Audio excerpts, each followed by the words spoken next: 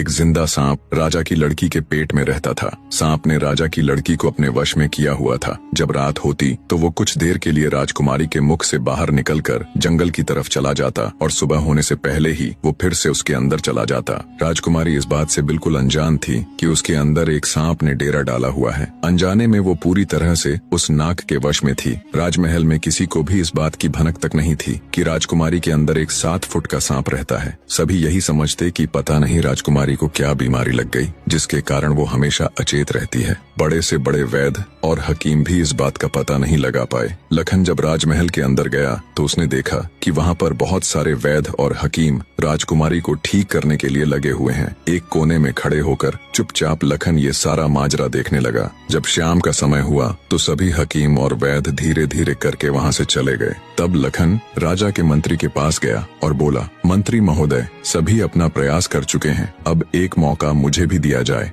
लखन की बात सुन मंत्री उसे अपने साथ ले राजा के पास जाता है और लखन का प्रस्ताव राजा के सामने रखता है। बेचारा हर तरफ से निराश हो चुका राजा एक बार अनमने ढंग से लखन की तरफ देखता है, फिर दुखी मन से कहता है, बताओ तुम मेरी बेटी का इलाज किस प्रकार करोगे। लखन राजा को प्रणाम कर बोला, महाराज, मुझे एक रात अपनी बेटी के साथ ठहरने की इजाजत दीजिए, तभी मैं किसी नतीजे पर पहुंच सकूंगा। एक बात और महाराज, मैं बिल्कुल एकांत में राजकुमारी के साथ रहना चाहता हूँ, तभी मैं अच्छे से ध्यान लगाकर राजकुमारी जी की बीमारी का पता लगा पाऊंगा। लखन की आत्मविश्वास भरी बातों से राजा के मन में हल्की सी उम्मीद जागी। उसने लखन को रात में राजकुमारी के साथ एकांत में रुकने की इजाजत दे दी। राजा की इजाजत मिलते ही लखन राजकुमारी के कक्ष में गया और उससे कुछ दूर एकदम चुपचाप बैठकर उसे देखने लगा। जैसे ही रात के 12 बजे का समय हुआ तो अचेत अवस्था में पड़ी हुई राजकुमारी के मुंह से सांप बाहर निकला और महल के परिसर से होता हुआ जंगल की ओर चला गया। ये सब देख लखन दंग रह गया। वो बिना कुछ हरकत किए चुपचाप वहीं बैठा रहा। जब रात का आखिरी पहर खत्म होने को आया तब वो सांप वापस लौटा और राजकुमारी चंद्रकला के मुख से होता हुआ पूरा उसके अंदर समा गया।